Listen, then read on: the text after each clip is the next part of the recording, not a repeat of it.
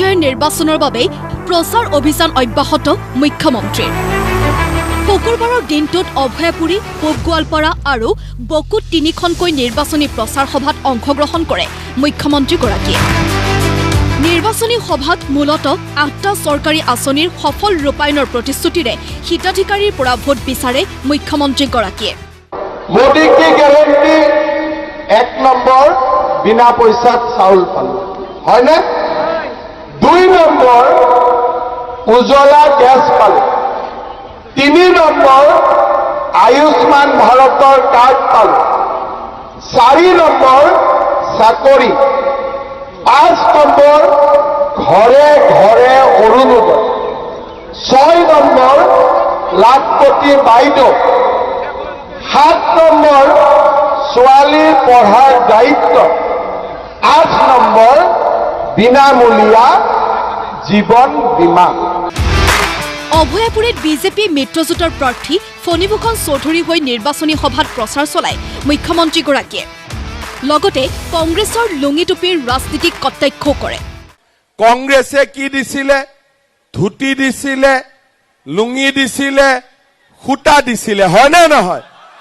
ধুতি, লুঙি আৰু সূতা দি গৰীবৰ কিবা লাভ হয় নেকি? আমি কি কৰিলো? অৰুণোদয়।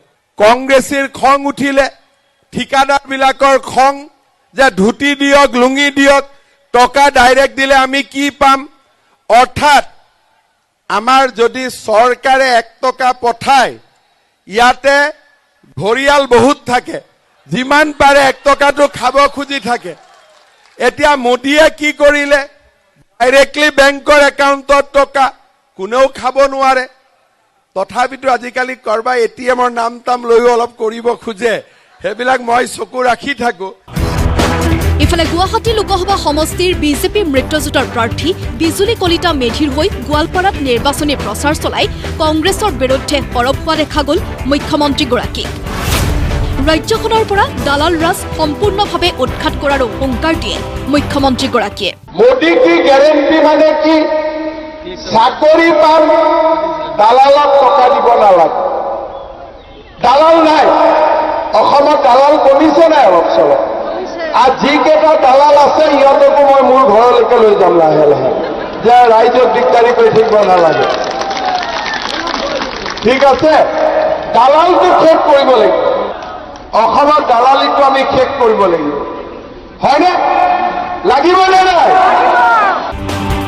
উল্লেখ্য যে মুখ্যমন্ত্ৰী হিমন্ত বিশ্ব শৰ্মাই নিৰ্বাচনী ভাষণত ইখনৰ পিছত সিখন হিতাধিকাৰীৰ আঁচনিৰ কথা কৈ হিতাধিকাৰীসকলৰ মন জয় কৰিবলৈ চেষ্টা চলোৱা পৰিলক্ষিত হ'ল। ব্যুৰ' ৰিপৰ্ট, প্ৰতিদিন টাইম।